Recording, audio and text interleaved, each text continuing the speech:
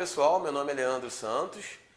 Nós vamos trabalhar a disciplina Controle Externo, né, para o concurso do Tribunal de Contas do Estado do Rio de Janeiro.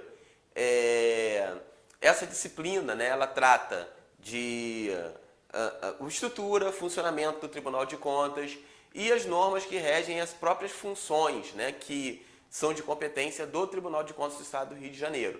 Bom, só que para a gente entender essas normas, a gente entender estrutura, funcionamento do Tribunal de Contas, a gente precisa conhecer outros conceitos, né? Como o próprio conceito de controle externo, diferença entre controle externo e interno, o próprio conceito de controle, a gente precisa entender o que é isso, como o nosso sistema de controle está concebido, enfim. Tudo isso a gente vai tratar ao longo desse curso e está no edital do nosso concurso, tudo bem? O meu nome é Leandro Santos, eu sou auditor, né, do Tribunal de Contas do Estado do Rio de Janeiro, fui aprovado no concurso de 2012 e essa experiência vou trazer aqui para a gente tentar dividir com vocês, né, para que a gente possa ter o maior sucesso possível nesse concurso do Tribunal de Contas do Estado, tudo bem? Bom, então, começando do início, né?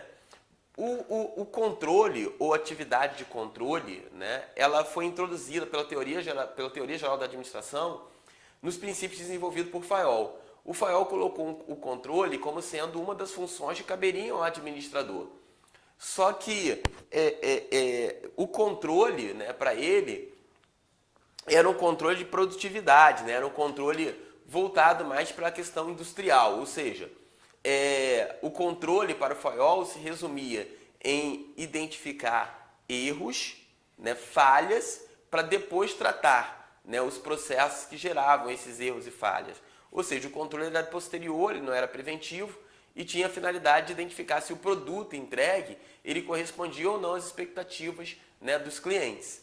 Bom, esses controles, né, esse conceito de controle foi avançando e a doutrina contemporânea passou a incluir na atividade de controle, né, ou a considerar na atividade de controle uma função mais preventiva, ou seja, o controle ele deveria atuar antes, né, de as falhas, os erros, né, os atos de corrupção, né, os desvios ocorrerem. Tudo bem? Então, o controle para a doutrina contemporânea passou a ser o conjunto de medidas que evitassem a ocorrência de falhas, de desvios, de erros. Bom, e na administração pública?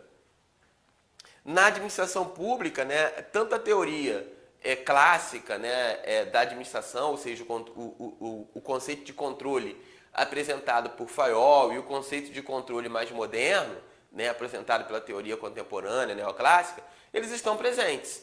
Na administração pública, o conceito de controle ele foi concebido inicialmente também como aquele posterior, né, em que se buscava identificar as falhas posteriores e depois corrigi-las, mas também veio evoluindo para um controle prévio, um controle concomitante, ou seja, a construção de procedimentos, de medidas que evitassem a ocorrência de danos, de desvios, de erros, de fraudes, tudo bem? No âmbito dos processos organizacionais que resultam nos serviços, nos bens públicos, né, que são oferecidos à população. Bom, a Di Pietro, né, que é uma administrativista, professora da Universidade de São Paulo, ela coloca o seguinte, que a administração pública, né, no exercício de suas funções, se sujeita ao controle por parte dos poderes legislativo e judiciário, além de exercer ela mesma o controle sobre seus próprios atos. E continua, né? Pode-se definir o controle da administração pública como poder de fiscalização e correção que sobre ela exercem os órgãos dos poderes judiciário, legislativo e executivo, com o objetivo de garantir a conformidade de sua atuação com os princípios que lhes são impostos pelo ordenamento jurídico. Bom, aqui valem dois destaques. O controle como sendo atividade de fiscalização e de correção. Observem o seguinte, que no conceito apresentado pela Di Pietro, né, a gente tem valores que foram importados da teoria clássica da administração. né, segundo o qual o controle ele é posterior, ele visa corrigir por meio da fiscalização, se corrige eventuais desvios, eventuais condutas que sejam incompatíveis com aquelas que eram esperadas. Tudo bem? Bom, então, observe que o conceito de controle apresentado pela Di Pietro, ele traz, né, apresenta esses valores, essa carga valorativa do conceito de controle da teoria clássica. Bom, a autora ainda continua dizendo que a finalidade do controle no âmbito da administração pública é assegurar que a administração atue em consonância com os princípios que lhe são impostos pelo ordenamento jurídico. Exemplo, princípio da legalidade, princípio da impessoalidade, da eficiência.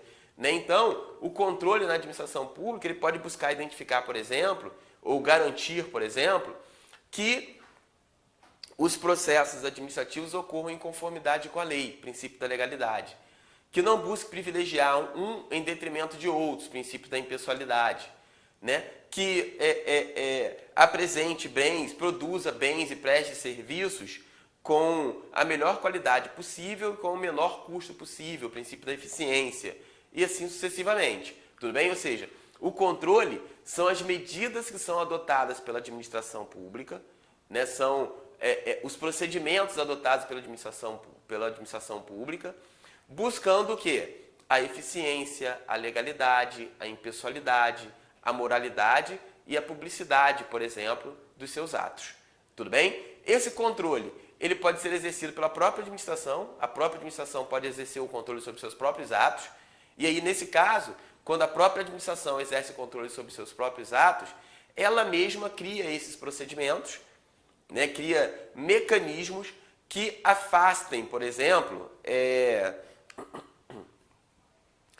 ou inibam a prática de atos pessoais, medidas, condutas ilegais, condutas que não sejam compatíveis com o princípio da moralidade, por aí vai. Ou seja, a própria administração ela vai se resguardar da prática de atos ilegais, improbos, né? Impessoais que porventura possam ser praticados pelos servidores públicos, pelos agentes públicos. Tudo bem? Então, o controle, a própria administração pode exercer o controle visando garantir que os atos praticados no âmbito da administração pública, com vista à prestação de serviços e produção de bens, sejam compatíveis com os princípios constitucionais, os princípios legais aplicáveis. Por outro lado, o Judiciário e o Ministério Público, por exemplo, o Poder Legislativo, são órgãos que fiscalizam a atuação da administração pública. E ao fiscalizar a atuação da administração pública, essa fiscalização ela também busca garantir que a administração pública atue dentro dos princípios constitucionais que foram estabelecidos. Então, quando o Ministério Público fiscaliza, por exemplo, um programa de alimentação escolar, né, ou de um programa de transporte público escolar, né, em um determinado município, o Ministério Público está verificando se aquele serviço de alimentação escolar, aquele serviço de transporte escolar, ele foi produzido, concebido e está sendo prestado dentro das normas legais. Tudo bem? Então,